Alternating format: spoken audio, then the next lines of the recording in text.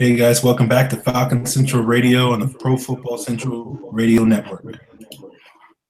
I'm one of your hosts, Aaron Freeman. We are joined by my co-host, Scott Karasik.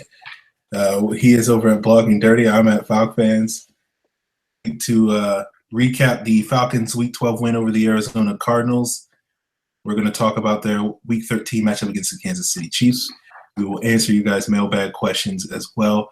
And we will touch upon the recent disappointing news that two prominent players on the Falcons defense are injured.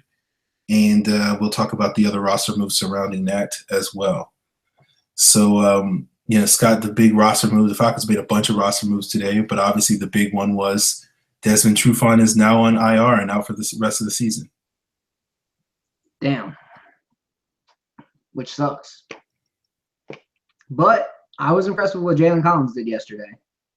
Or not yesterday, but 2 days ago. And I think Collins could be a good asset for the Falcons moving forward if he can continue to play like that. He played within his role. That's all you can hope for right now. And I thought he did a pretty good job. He allowed like 3 catches on 5 targets, which compared to what Trufant does, compared to what Alford even does, that's a lot.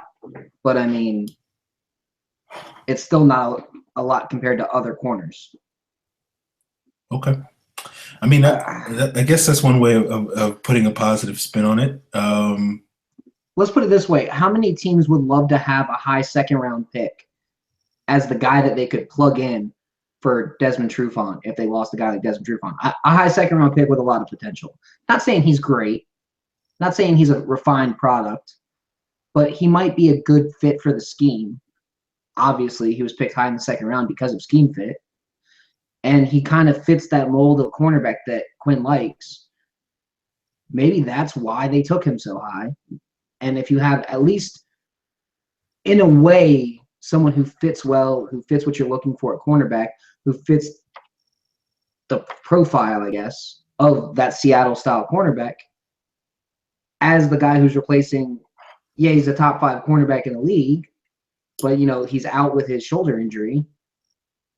This prototype filling in for Desmond Trufant, I'm not saying the drop-off's not going to be there. It's definitely going to be there.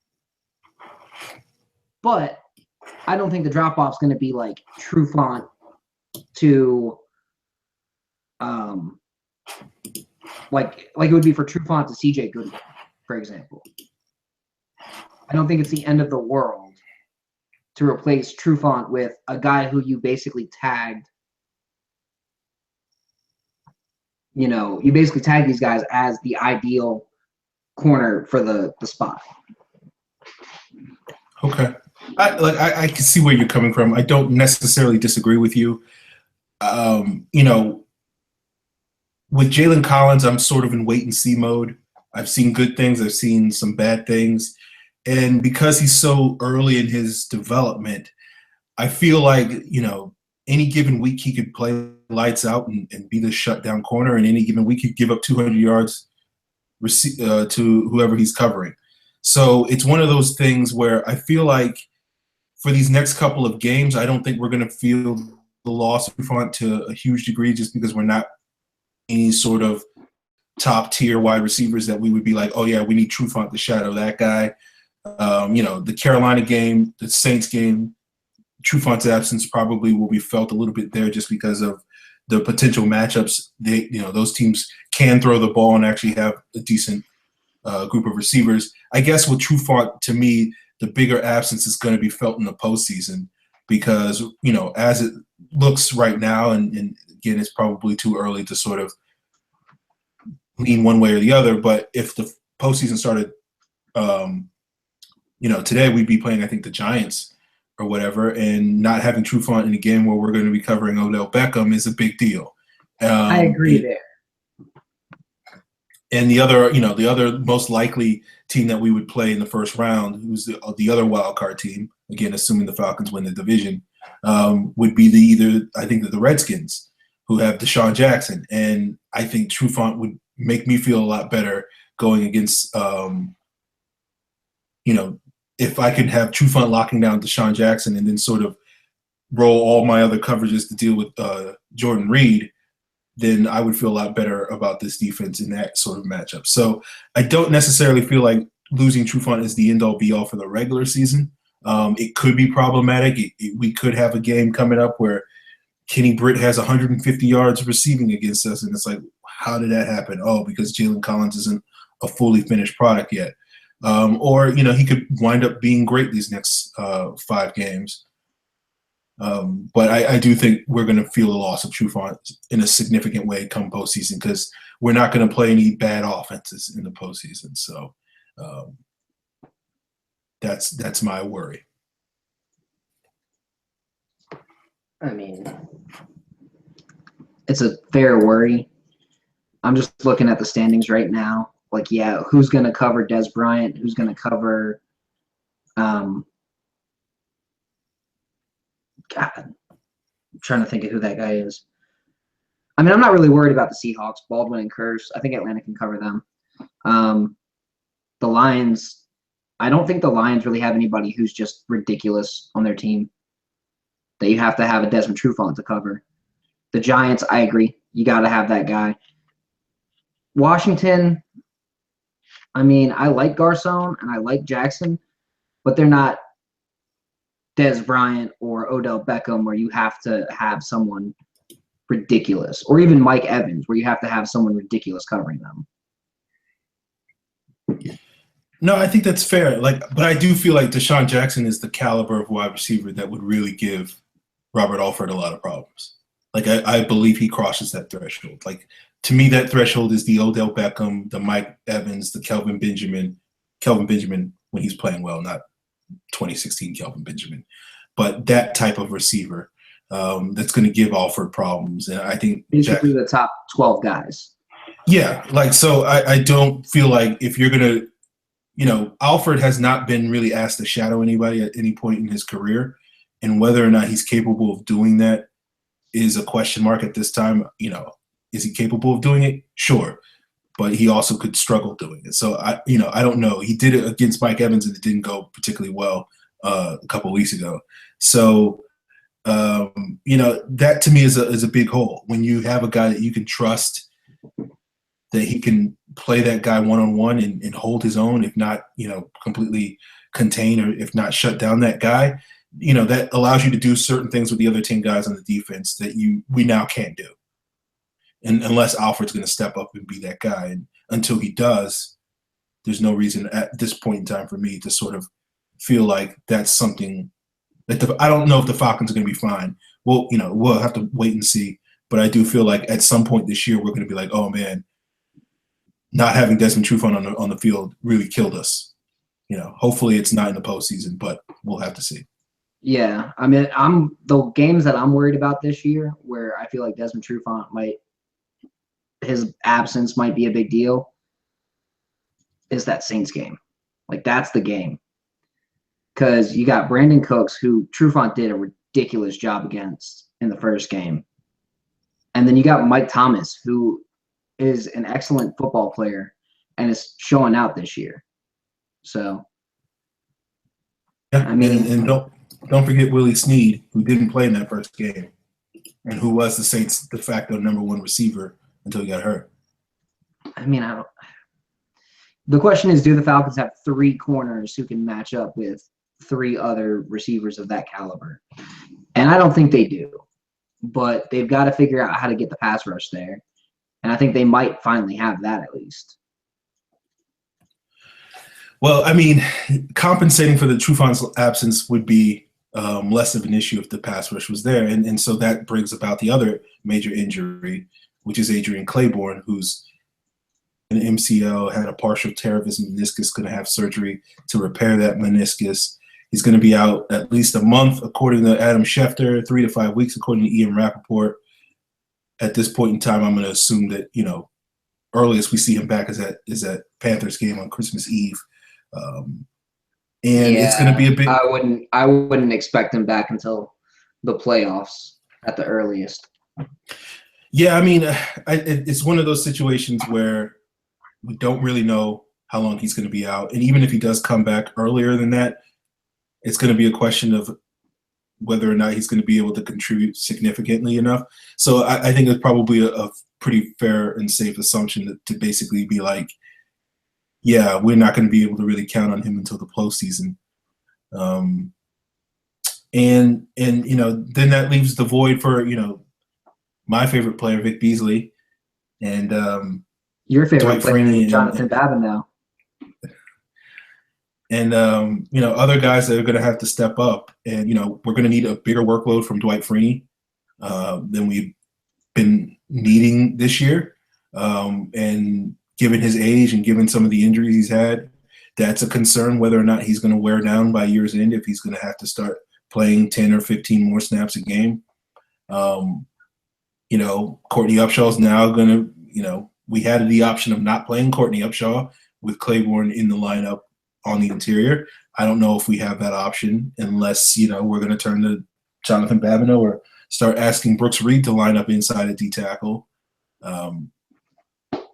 So there is a ripple effect, and it's going to really be, to me, it's going to point firmly in the direction of Vic Beasley. Now he's going to have to sort of carry this pass rush and be the guy.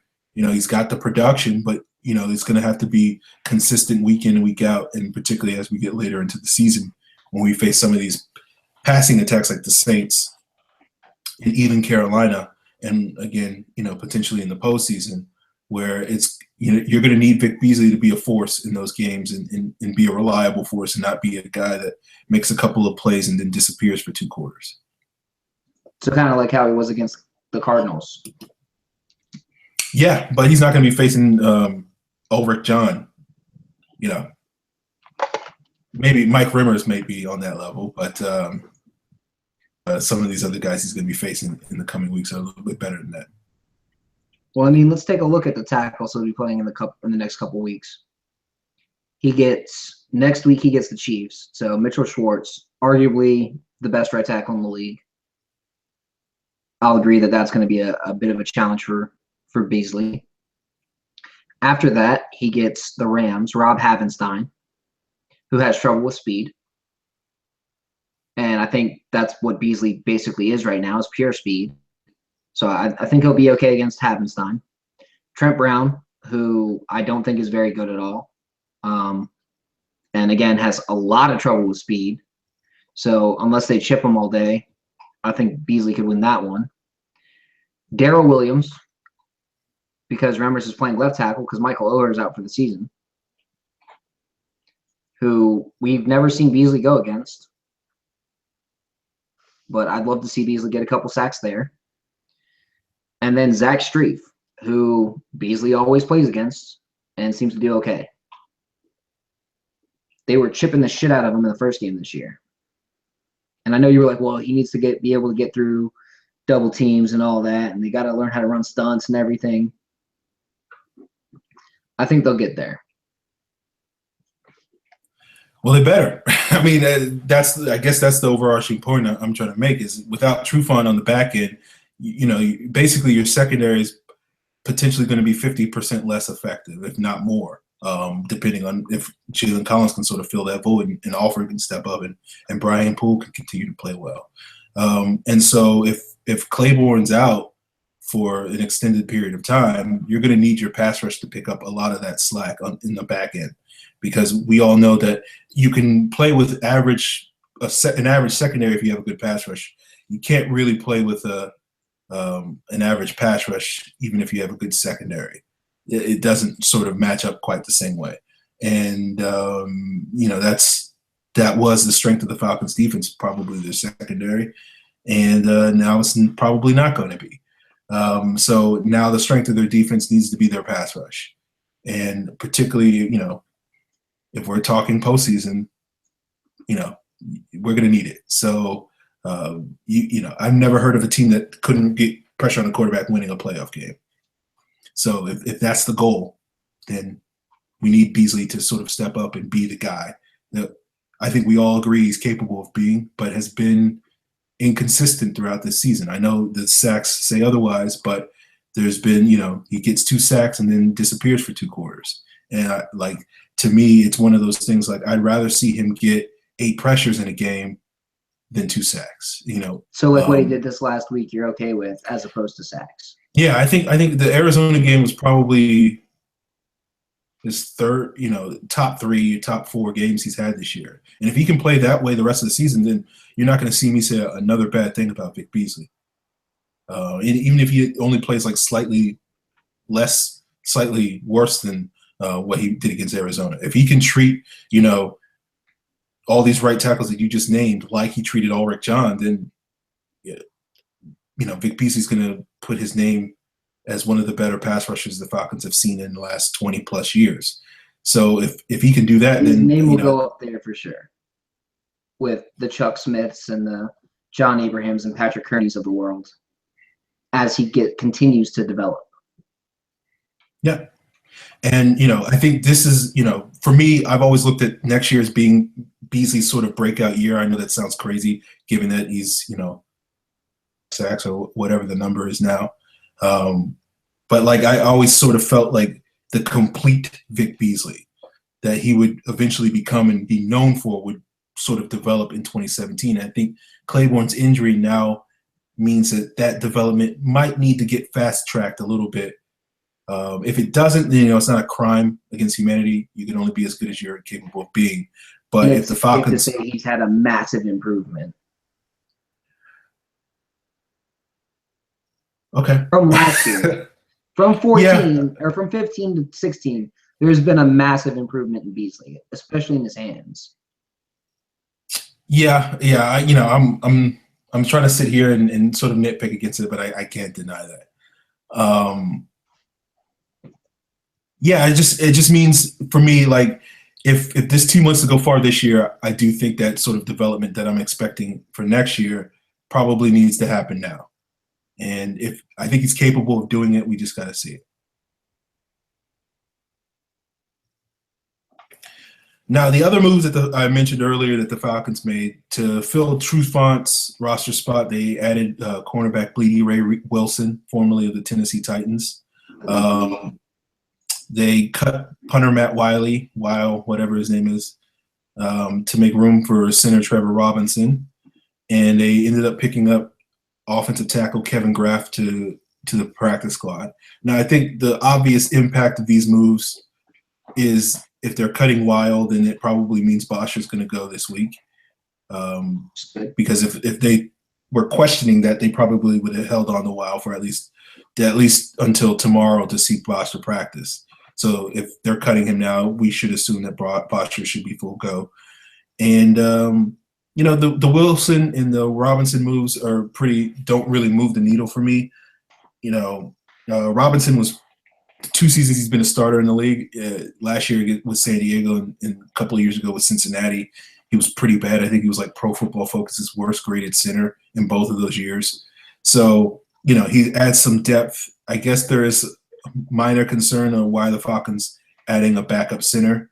But I guess it's probably because they see Ben Garland full-time as a D tackle and him being basically their 6th offensive lineman. That is probably not an option moving forward.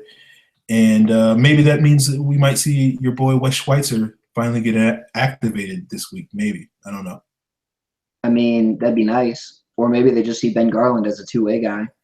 And they think, well, what if he gets hurt? We still need a competent center on the roster. Fair enough. Bleedy Way Wilson started 2 years ago in Tennessee. They had probably the worst secondary in the league. Fair. Wilson contributed to that. I guess the value of Bleedy Ray is he's got size, he's got speed, and he has experience playing in the slot. So, he's a nice depth piece, but, I don't see him surpassing Poole or Goodwin or Deji Olatoye anytime soon. So I think this is more just an insurance guy, and he'll be inactive for the rest of the season. I think the same about Trevor Robinson, honestly. I think both of those guys are just signed to be the 6th and 7th guy that are inactive on Sundays. So for the rest of the year, you basically have Claiborne and those 2 guys as 3 guys who are pretty much guaranteed to be inactive. We might see some of Deji Olatoye, but we'll probably see him inactive as well. And we might see some of some Sherrod Niesman, but he'll probably be inactive for most games too. So that's 5 guys right there. Plus one more lineman, probably Schweitzer. So, I mean, that's pretty much your whole inactives. And if they throw Ward in there, they throw a linebacker, they throw a defensive lineman, I don't see them keeping Hageman inactive anymore. I don't see, especially with Claiborne hurt, I don't see them keeping Cliff Matthews inactive anymore. I think they're going to have to keep those guys active, especially if they want the healthy rotation that they need at defensive line. Yeah, I think that's probably pretty fair and accurate statement. So here's the hope. Hageman comes in and can play a 3-tech solidly in the base. Babineau and Jarrett rotate at that other spot next to Upshaw to replace Claiborne while Claiborne's gone. And hopefully the Falcons don't notice much of Claiborne missing. Hopefully. Yeah, I think that's okay. Yeah, I was trying to sit here and think. Okay, yeah, I'll go with that. That's fine. Yeah, I mean Claiborne playing decently, or even if Hageman plays 5-tech and Jackson plays 3-tech. I don't care who does what, just as long as those guys are in the base and you can have Jarrett play in the nickel, I'm cool with it. I'd even be open to re-signing a guy like Mbu and throwing him out there. Re-sign Mbu when you have Ben Garland? How is this possible? Yeah, no. Okay. You got any other thoughts on these roster moves before we move on to the Cardinals game? No, let's move on to the Cardinals game. That was a good day. All right. So the Falcons are now 7-4. They just beat the Arizona Cardinals 38-19. Yeah, you know, it's a pretty good day for the Falcons offense, being much more effective against a good Cardinals defense. Certainly I expected them to be. I think a big part of that was Taylor Gabriel. 102 yards from scrimmage on basically 5 touches, 4 catches, one carry. You know, when you're number 3 receiver, or maybe even number 4, based off of how many reps he was getting against Arizona, is averaging over 20 yards a touch. That's pretty good. You know, that's exactly what you want. We call that being explosive. The Falcons also were able to dominate time of possession with 20.5 minutes of possession in the second half to Arizona's 9.5 minutes.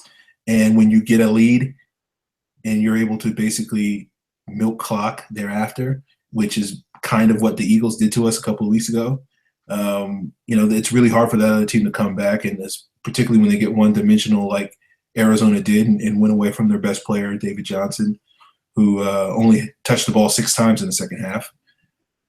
You know, that's a formula for success for the Falcons, and it wound up being absolutely true. So I can't complain about it. You know, I didn't think you would, Scott, so. I've been wanting them to be able to have an offensive performance like this most of the year, where they 30 points plus and run a lot of clock down so their defense doesn't look like shit. I feel like that's the key to having a decent defense this year, at least in the stretch run. Score a lot of points on long-ass drives and then say, hey, beat us in this short amount of time with fresh, fast players that we've got. And I think that's how the Falcons could potentially win all of their last 5 games. Oh, I definitely agree with that. I don't think it's a coincidence that the defense suddenly starts to look good and get stops in games where the Falcons are, you know, winning the third quarter with 10-plus minutes of time of possession, and they're scoring 14-plus points in the third quarter. And all of a sudden, oh, the defense is starting to look pretty good. They're starting to put it together. And it's like, I don't think that's a coincidence. So I do feel like, you know, how this offense goes is often where the rest of the team goes. So when the offense is able to control the clock and score points, it's going to be really hard to beat the Falcons, and Arizona found that out. And that's going to be, I think, their formula for success for the rest of the season and potentially into the postseason. So, one of the things, the very promising thing was to see them be able to play that sort of way against a good defense like Arizona's. We've seen them do that against lesser defenses, which, obviously is a little bit less of a degree of difficulty. But to see them do that against Arizona certainly is very promising, because earlier in the season against some of the better defenses we saw, that wasn't necessarily the case. So hopefully the needle is continuing pointing up for this offense. And a lot of it comes from the run game and being able to move the ball on the ground and being able to offset it. Now it's tough to run against Arizona. They've got a great run defense. And Atlanta still got 3.9 yards per carry. But Arizona's run defense is one of the best in the league. They, on average, only allow 3.7. So the fact that Atlanta was like, hey, we're going to keep running it all day at you, and they got a couple big plays out of it with Freeman and Gabriel, that helped out a lot. Yeah, no, I think, you look at the final numbers and you see the Falcons had like 30 carries and 116 yards and 3 touchdowns on the ground, and it looks good on a stat sheet, but people got to remember, like, Arizona had like 9 tackles for loss. They were able to basically, for a good portion of that game, anytime the Falcons run it, is hold them to negative yards. So I think because of the big plays, the longer runs that Freeman had and Gabriel had, and a couple of scrambles that Matt Ryan had, sort of inflates the total a little bit, and the sheer volume of carries makes that number look a little bit better. But I do think where the Falcons do deserve credit for was they were able to use the running game effectively in the second half, and they were able to use it effectively in the red zone, which I think is 3 certainly touchdowns is huge. Yeah, and so I think that's, even in these games where they're not really finding a whole lot of success, the fact that they're, as you said, Scott, not abandoning the run in certain situations is very beneficial. Because if you look at the downs that they scored those short runs on, it was 1st and goal from the 1. They ran it right at them. It was let me find the other one. It was 2nd and goal on the 2. I mean, and that's the goal of an offense like this, is you want to get those runs for touchdowns early. So 2nd and goal from the 2, 1st and goal from the 1, 2nd and goal, or 2nd and 3 from the 5. And those are your touchdowns that you get on the ground. That's just lining up and getting the touchdown. And that frustrates the hell out of a defense, because you're like, God damn it, we had it. We've stopped them, and we couldn't get the run stopped on 2nd down. Because every single time the Falcons have had a 3rd and goal or a 3rd in scoring range inside of the 10, they've thrown the ball. Every time this year. And just by the percentage of passing, it's a much less likely chance that you're going to have a touchdown on that play. Fair enough. Yeah. Hold on. Trying to find my notes. I just lost them. Now, go ahead, Scott. I'm sorry. I was going to say, one spot that I didn't like seeing was David Johnson just kind of dominating the Falcons. Now, I'm curious, Scott, did you expect that to happen, or were you sort of just being hopeful that he wouldn't have a big game? I was being hopeful that they could hold him under 120 yards. I don't feel like I was being unrealistic. He was going to get his yards, but I was like, maybe they could keep him under 120 total yards. But the Cardinals were smart. They lined him up out wide and started throwing him the ball. So you can only do so much against that. He's a former wide receiver from college. He's going to be able to catch the ball out on the outside. Yep. Yeah, he's good. No secret to anybody. He's good. I mean, I would have loved to have David Johnson instead of Tevin Coleman. Just going to throw that out there. Okay. I got nothing, folks. At this point. And I liked having playing the. Okay. I got nothing to say. I'm literally dumbfounded by that. But okay. Let's talk about some of the other matchups that the Falcons had. The offensive line handled themselves pretty well against the Cardinals front seven, I thought. And that was probably the matchup I was most concerned, given we were coming off of that Eagles game where the Eagles defensive line was able to really control that game. Now, the Cardinals don't quite have the quality up front as the Eagles probably do on an individual basis, but they're pretty close. Chandler Jones, Calais Campbell, Marcus Golden, Corey Peters. All of these guys are good defensive linemen that could have given our offensive line a lot of fits. And, they did do their jobs in the run game, limiting the Falcons, getting penetration and making some stops in the backfield. But our pass protection really held up really well. And, I think the offensive line deserves credit for a really good bounce back game after sort of an embarrassing performance against the Eagles. And hopefully they keep it up and we don't have to have any more conversations about them being or needing a kick in the pants to stop sucking. So that's a positive coming off of this week. Now, they did allow 3 sacks. They did allow a lot of hits.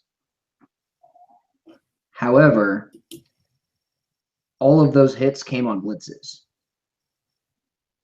Even the Calais Campbell hits. There were 5 to 6 guys rushing on every single one of them. So I cannot complain about what was going on there. I thought they did a great job. Yeah. I mean, not being able to – this team's still struggling against the blitz. And so that is a concern. I'm hoping that it doesn't become a huge, huge concern. I think Kansas City will probably dial up some blitzes. If I'm not mistaken, Greg Williams is still out there in LA, and he'll probably dial up some blitzes. I know he'll definitely dial up some blitzes. But I think, and if we play the Giants in the postseason, I know Spagnuolo will dial up some things. So it is a concern if this team can't do better against the blitz. And it did seem like for that one series at the beginning of the third quarter, Arizona knew exactly what plays we were calling and just kept sacking Matt Ryan. They got 4 sacks on 5 consecutive plays. One of those was wiped out by a penalty. But it was one of those things where hopefully this team can continue to grow in that area. The progress hasn't been as great or as stark as I would like it to be. But, if one bad series of poor pass protection is what we're going to get now, then I can certainly live with that. If you're getting one bad series a game of pass protection and every other series the offense is humming like there's no issue, I'm okay. Yeah. Now, I think one of the things that really played into the Falcons' favor was their pass rush's ability to get pressure on Arizona's offensive line. I think David Johnson sort of not being utilized in the second half sort of played into this. Them playing from behind sort of played into this. And I think Arizona got into the predicament that they didn't want to get into, which was getting behind schedule on offense and then allowing the Falcons to sort of be able to pin their ears back on third downs and get pressure on Carson Palmer because their offensive line just simply doesn't have what it takes to handle our pass rush. And me, I'm probably the biggest critic of our pass rush, but I certainly think our pass rush was more than capable of getting after Palmer behind that offensive line, and I think they did that. And I think they deserve kudos. It was one of the better pass rushing games we've seen this year. We've seen them prey on some weak offensive lines at times this year, and it's nice to sort of see. One of the things I always say is it's nice to sort of see good players are supposed to dominate bad players, and that's what we saw. And in order to be considered good, you got to be able to dominate the bad guys. And one of the, earlier this season when we weren't really able to dominate the line of scrimmage against Seattle, that was a concern to me. But in the game since then, the Denver game and some of these other ones like the Arizona game, to see our pass rush for the most part get it done, that's a welcome sight. I do feel like the Falcons weren't testing the Seahawks as much as they could have because they have a mobile quarterback. I think they were playing Beasley and a spy quite often, and that caused a lot of issue. I feel like if they had a guy who could spy that they could leave out there and not have Beasley go in there and just have Beasley rush all the time, it'd be a better situation. Okay. I don't think that was as big an issue against Seattle as it was against other teams, but I mean, it probably did contribute to it. But some of the other players I thought played really well. We talked a little bit about Jalen Collins. I thought this was a good game for Devondre Campbell. Was able to break up a couple of passes. The play that he got an interception on, he got beat on that play, but good on him for being in the wrong place at the right time, I guess you could say. So did he get beat though? It looked like he was just dropping back to his depth in the zone. No, he was. They were in man coverage. That looked like a straight zone to me. Maybe I'm wrong. No, it was a slant. He was covering the guy in slant. He got picked a little bit, and he was like 5 yards behind his receiver. And because of the pressure from Beasley, Carson Palmer threw it 5 yards behind his receiver. So, he got that pick. Yeah, no, minor issue. It's nice when you can be opportunistic like that. That's one of the missing ingredients of this defense is taking advantage of other teams' mistakes like that, even when they happen to include your own mistakes. I thought, Jake Matthews played very well. We talked about the offensive line. To be able to hold his own against Chandler Jones, who's the type of pass rusher that typically gives him the most fits because he can play with power. I think it was a big testament to Jake, and hopefully he can continue to play at that level in the coming weeks. Scott, I'm curious, what are your thoughts on the much ballyhooed Julio Jones versus Patrick Peterson matchup? I feel like it was a waste of time to preview it because every time they were attacking Peterson, they were doing it with Gabriel, or they were doing it with Hardy, or they were doing it with someone that wasn't Julio Jones. I mean, Hardy beat Peterson for 27 yards. Gabriel beat him for 2 different screens where Julio just blocked on those plays. They said, oh, hey, look, we've got this look where Julio can block Patrick Peterson out of the play. Let's let him do it. Because when you're a cornerback, having a big-ass receiver like Julio Jones just throw you around doesn't feel good. Okay. I feel like that was more of the matchup. Julio Jones could have won the matchup even more. I was pissed off that he basically fumbled that interception into the arms of DJ Swearinger. And I feel like had he not done that, the Falcons win by another 3 points at a minimum. Okay. I think you're diminishing Peterson's play a little bit, but if you feel that way, then I'm not going to sit here and fight you over it. I went back and watched it, and Julio was destroying him on pretty much every play. He just wasn't the top read, which is nice because Julio's not the top read in the offense anymore. You got other guys you can throw to. Okay. And Ryan doesn't lock in when he's up by a few touchdowns. All right. So let's talk about this Chiefs game. Now the Chiefs are 8-3, and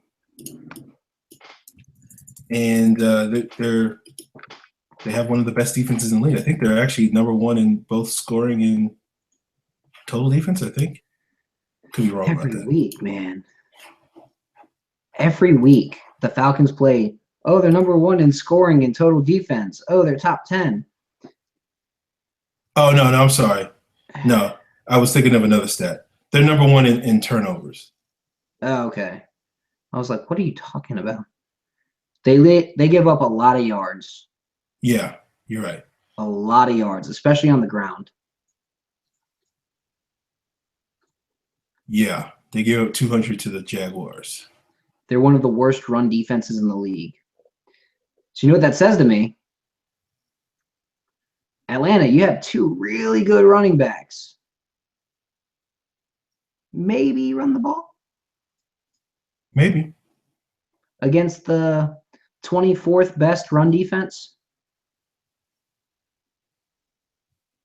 Yeah, I think that's probably a good strategy, especially if you don't want Justin Houston to wreck Matt Ryan.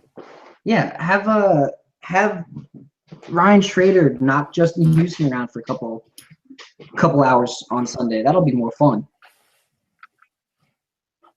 Because we all know Houston plays on that side. I think Matthews can handle Ford.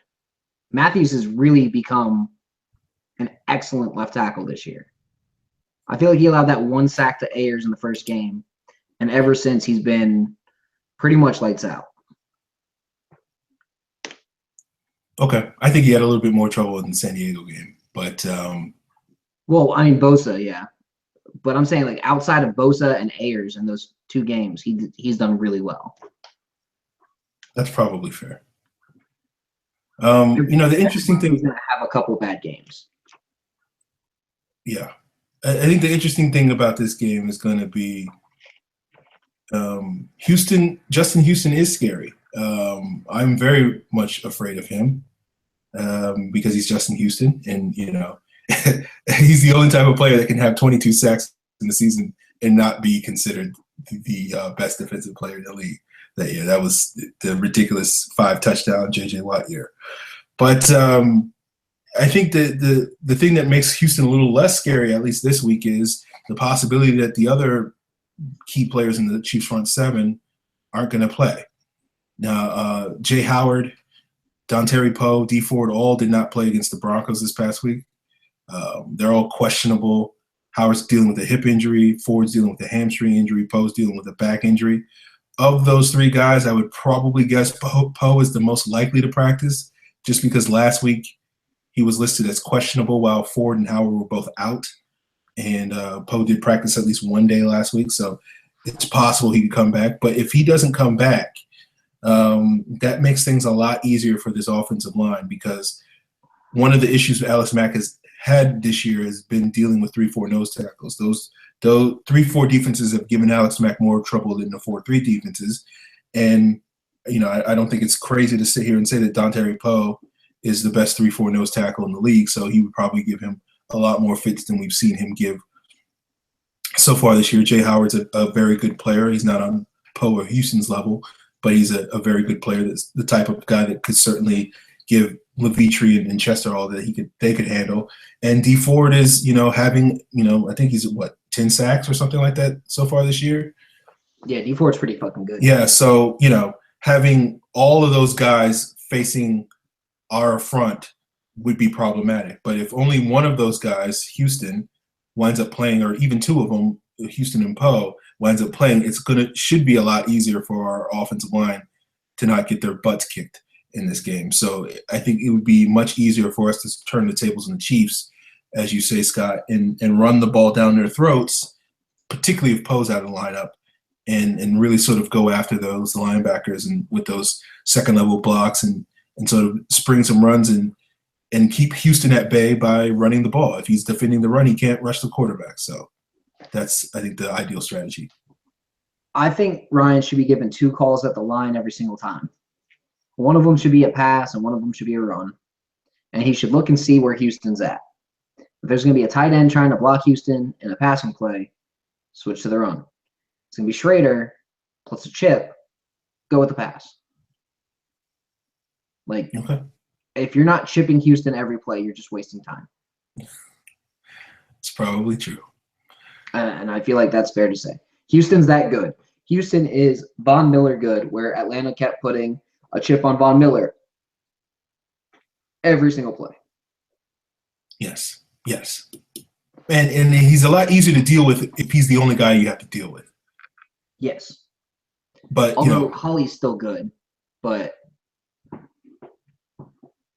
Yeah, He's old. You're not going to get as much out of him. If Ford is out and you don't have to face Ford, that's the best case scenario for the Falcons right now.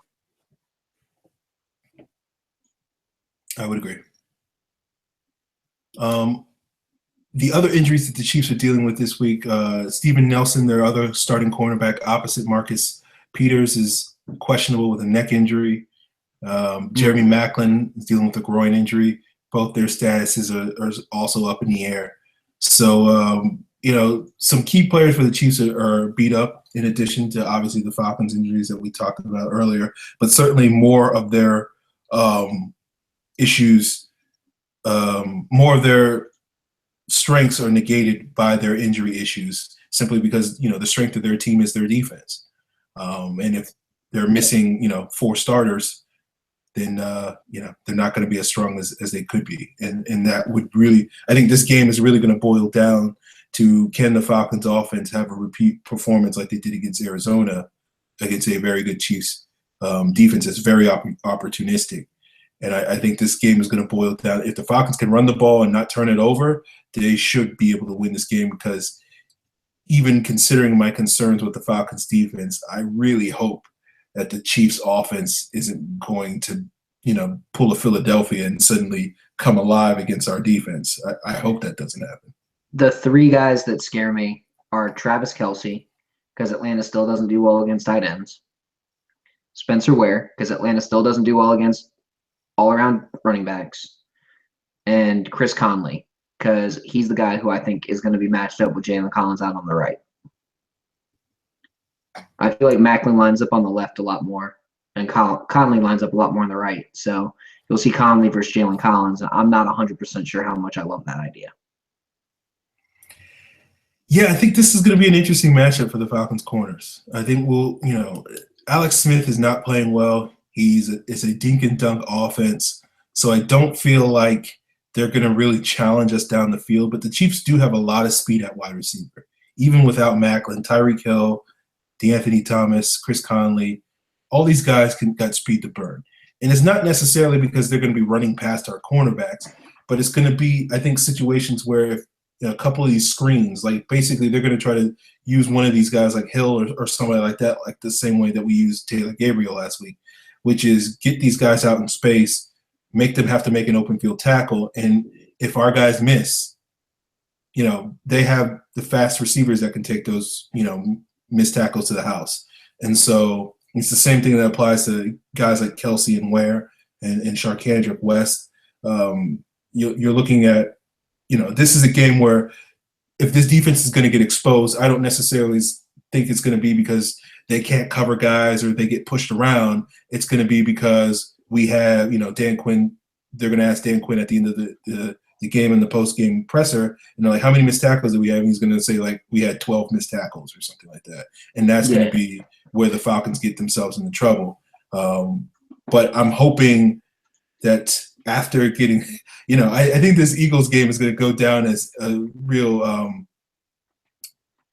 turning point for this team, because after getting their butts kicked in that game, I'm hoping that we're not going to see them, basically play down to their competition, so to speak, anymore. And this defense is going to be ready to go, even with the injuries to Trufant and Claiborne. I feel like it was a wake-up call that was sorely needed. Yeah, that's my hope. And I think we hopefully will see this defense. They'll certainly be facing some weaker offenses, so they'll have an opportunity to sort of build their confidence these next couple of games, because, again, unless they're going to let Spencer Ware, look like David Johnson or Le'Veon Bell against them, there isn't really a whole lot that this Chiefs offense should be able to do against them. I think this game is really going to boil down to, can the Falcons offense move the ball, and can we not give up big plays on special teams? Because I feel like the Chiefs' formula for success is going to be, let's get to, if you're the Chiefs, I think if we're talking about them winning this game, they're going to win a game like 28-24, and it's going to be a situation where they get 2 turnovers and get 10 points off of that. They're able to put like 2 good drives on offense together and get like 10 points off of that. and then they get like a special team, big play on special teams from Tyreek Hill, and then that leads to a touchdown or something like that. And if their defense can sort of get a couple of stops, a couple of turnovers, and slow down this Falcons offense, where our record this year when we haven't scored 28 or more points is 1-3. That's their formula for success. So that's more the concern I'm worried about. If our offense is stagnant for a half or so, that will get us into some problems, I think. I agree. Which is why I think they need to run the ball down their throats, because I feel like that's the way to not be stagnant. And when I say run the ball down their throat, I mean obviously run it like 50% of the time, which isn't crazy to ask, but maybe start off with a first down run and a second down run and a third down run to start the game off. Get that first down. And then from there, just be like, we can run down your throats all day, and we're going to start running off play action. And then the whole offense just starts working. I think that's the way to get this offense going. Yeah, and I think this should be a good week for a Julio Jones bounce back, because I don't think Marcus Peters is going to travel with him. And even if Marcus Peters did travel with him, no disrespect to Marcus Peters, I think he's sort of a boom bust corner. When he's really good, he's really good, but he can also get beat. But I do think he'll see, if Nelson's out, we're going to see a lot more Julio versus Phillip Gaines, and it'll be interesting to sort of see. I think that's probably the most favorable matchup for the Falcons this week, because Kansas City's got a really good secondary. Ron Parker's a good nickel corner. Eric Berry can come down and play in the slot. Obviously, Peters is on the left side. He'll probably be covering Sanu or Hardy or something like that, and take away that side of the field. And I think it's going to be a lot more on Julio to sort of pick up the slack, and maybe even Tevin Coleman to get more in the mix in the passing game and sort of lead our passing game so that we can have that balanced attack, as opposed to getting one-dimensional. I feel like I would much rather have Julio go against Marcus Peters, because I feel like you would force them to put Peters and Berry on Julio all day, and then they wouldn't have their best players on defense outside of obviously Houston guarding other Atlanta players. You have guys like Phillip Gaines, who sucks, guarding Sanu and Gabriel in Houston. You have guys like Steven Nelson, who also isn't good, guarding these guys, or DJ White, who played at Tech but still sucks. I think the Falcons have a good shot at competing in this game, and I think again, run the ball, beat up on them, and I don't think that that your boy Marcus Peters could really handle Julio. Yeah, I think this was a matchup looking forward to this year that would be an interesting matchup, because I feel like Julio is the type of receiver that could sort of really give Peters a lot of trouble. But I don't think we're going to see that matchup very often this week, just because they like to park Peters they like to park Peters on the left side of the defense, and that's usually where Julio doesn't line up. That's usually Sanu's side of the field. So I mean, they'll get some matchups, because we move Julio around. But I do think the Falcons will probably, if they're going to park Peters on the left side of the field, I think they'll be more than happy to sort of get Julio one-on-one against Gaines or Nelson or Ron Parker, and sort of exploit that way. All right, Scott, let's get to the mailbag. Got a couple of questions this week. Our first one comes from Big Boy Brewski. He asks, any free agent we should consider signing? Oh, man. Right now or at the end of the season? I'm assuming he's talking about in the offseason, because break the bank for Jonathan Hankins. I think a true three technique in this defense would be amazing. And I feel like Hankins is a better version of what Babineau was in his prime at this point. And I know Aaron's going to hate me for saying that, but I don't give a damn. Okay. I think he's a 6'3", 320-pound version of what Babineau was in his prime, which is a bigger, better version of Babineau, who can eat double teams and really piss off interior defensive linemen, can play the one tech in the nickel, can play the three tech in the base, can just disrupt shit everywhere. He's the guy that you want on your team. Okay. I don't disagree with the pick. I disagree with the comparison. 2009 to 2012 Babineau would eat Jonathan Hankins for breakfast, but that's my own opinion. Lucky to fit in Jonathan Hankins' pads. Like, come on, man. And I like,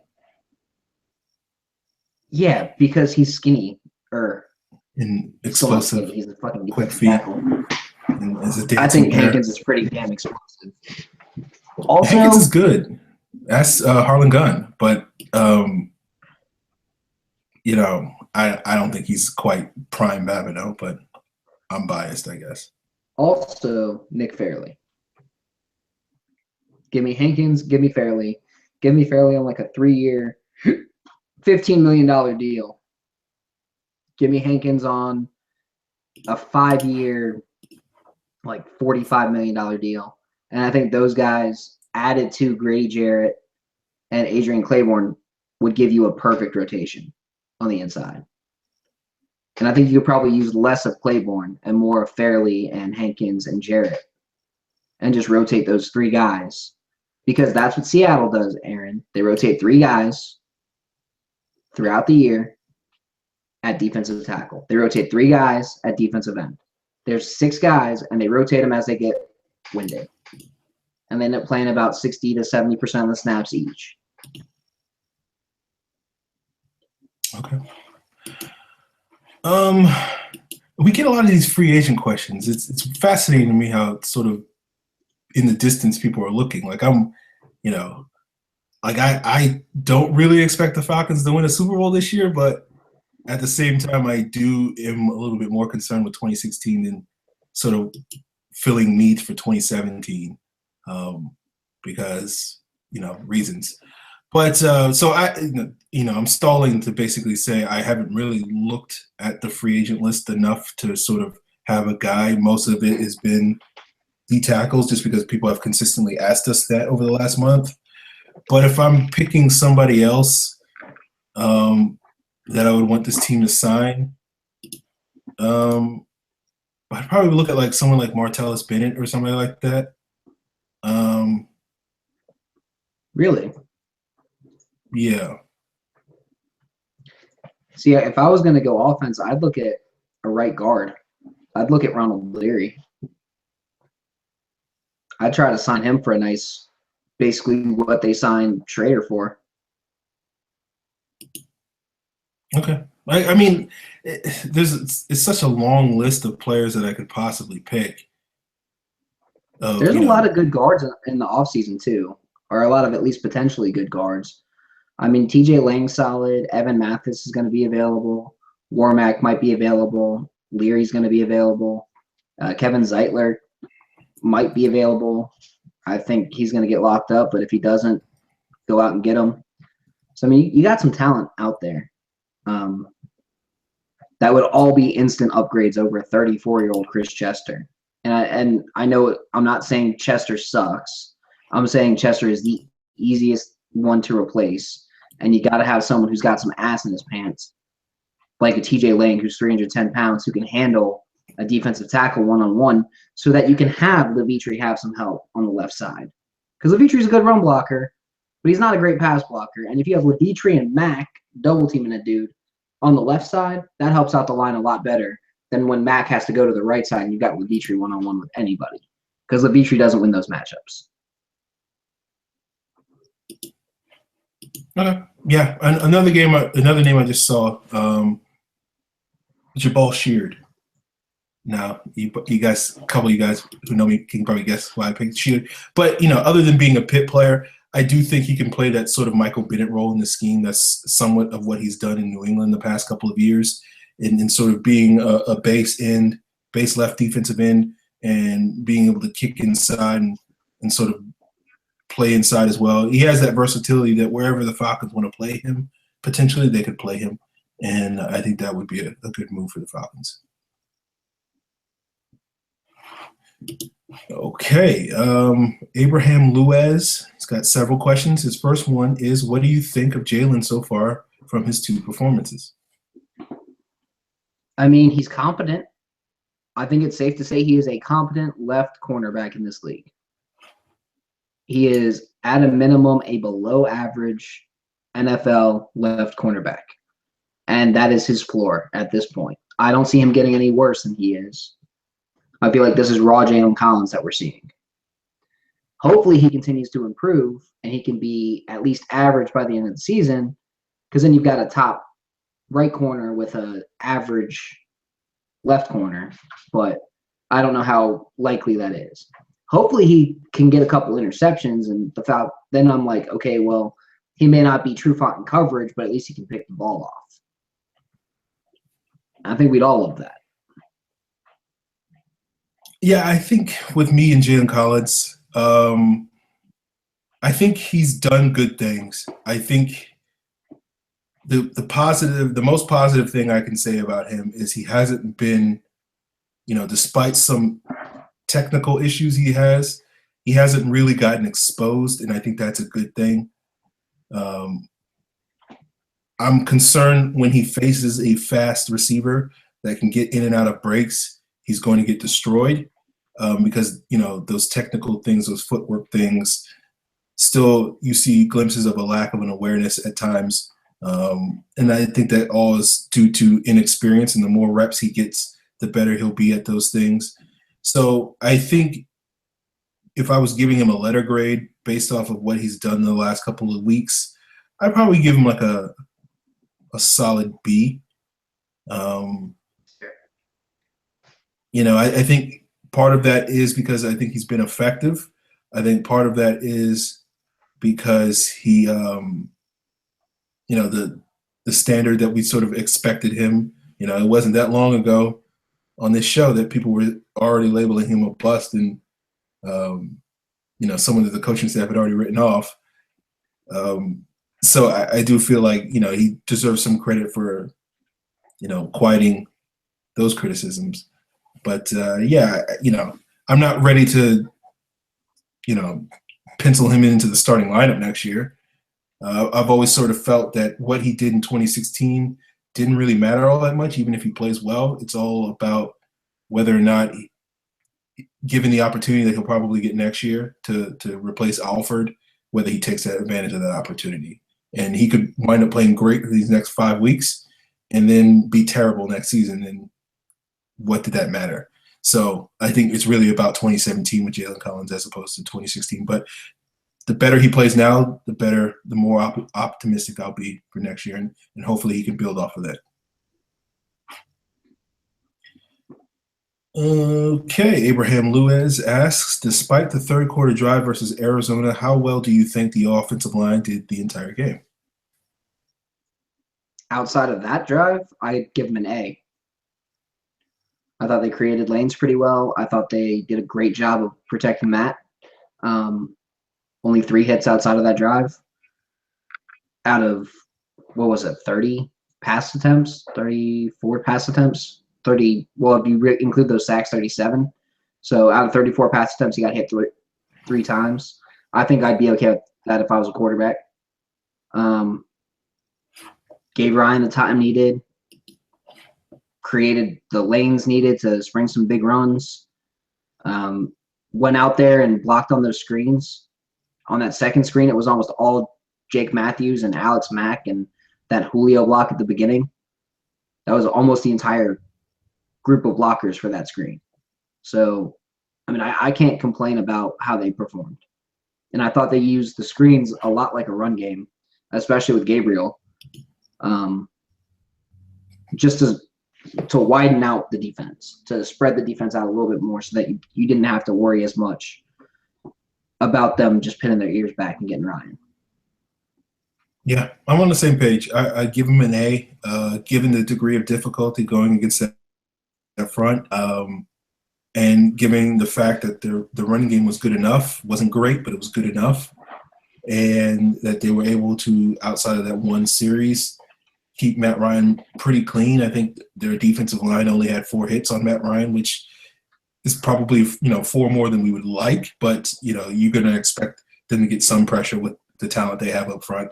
So that's a lot better than some of these games we've seen with this offensive line giving up like 8 or 9 hits. So I think it was overall an A performance for the offensive line, especially if you're going to remove that one drive from the equation. Our next question from Abraham Lewis is, who will fill in for Adrian Claiborne's spot now that he's out for a month? I don't know. Honestly, it could be Ben Garland. It could be a combination of Rashid Hageman and Babineau and Jarrett. It could be anybody on this team. I don't care who it is. I just want them to step the fuck up and get after the quarterback. Hell, it could be Brooks Reed. If he's creating pressure, I don't give a damn. Get in there, create pressure. That's your job. I don't care if it's freaking Kamal Ishmael. If he's in there and he's creating pressure and he's doing his job, let him do it. Yeah, I think if I'm to pick one guy that I think will probably the team will try to use to pick up most of Claiborne's slack, it's probably going to be Brooks Reed. But I do think they will probably basically have a committee to sort of fill that role. With Reed playing a lot more, I think we'll see more reps from Freeney. We'll see more reps from Cliff Matthews. We'll see more from Hageman. We may even see more from Upshaw playing outside. We might see more from Babineau playing inside when Upshaw kicks outside. Even the great Tyson Jackson might get a couple more pass rushing snaps than we've seen this year. So I think there's not going to be one guy. If you want to pick one guy, it's probably Brooks Reed is probably the first choice, since when you look at that base defense and you like who's a guy that we can move from the base to the nickel and not look terrible, Brooks Reed is probably the guy that you would pick over Jackson, Hageman, and Matthews. So and even Ben Garland. So I think that'll be the Falcons' plan moving forward. Last question from Abraham Lewis is, how good is Vic really? His strength and speed seem to wear out bigger, slower linemen throughout the game. I think he's damn good. We're just scratching the surface of his potential. I mean, yeah. I think he could be John Abraham good. I'm hesitant to put him on that level, but that's because I put Abraham on a pantheon of the elite pass rushers, a borderline Hall of Famer. Is Vic Beasley capable of that? I think so, but based off of what I've seen over the first, 28 games of his career, I wouldn't quite put him on that level. I wouldn't put those expectations on him. Could he get there? Absolutely. But I'm more of a believer in sort of lowering expectations and allowing players to exceed those, as opposed to sort of raising them. I've seen a lot of comparisons between Vic and Von Miller. I've seen a lot of comparisons between Vic and Justin Houston. And I just don't feel that that's really fair to Vic Beasley, because I don't think he's that type of player. I think he has the capability of being very productive. I think his asset is speed. Since we drafted him, I've always compared him to Cliff Averill. I think that's the type of player that he could be. Now he may be, when Averill's getting 8 sacks, Vic Beasley might be the type that gets 12 sacks. So he might wind up being a rich man's Cliff Averill. But I think he's going to always be a sort of guy that there's going to be a little bit of a ceiling on how good he can be, just because he doesn't play with the consistent power that the top tier pass rushers are able to play with. Now, I think the positive thing that Vic Beasley has done this year is we're seeing a lot more effective bull rushes than we've ever really seen, because he never bull rushed at Clemson, and when he did, he didn't do anything. And that really wasn't a strength of his last season. So to me, it's certainly more optimistic and more positive that we're seeing growth in that area. I don't expect us to sort of see Vic Beasley do to offensive tackles, what we saw John Abraham do to Jake Long many, many years ago, and just absolutely go right through him, or Joe Thomas, if I'm not mistaken.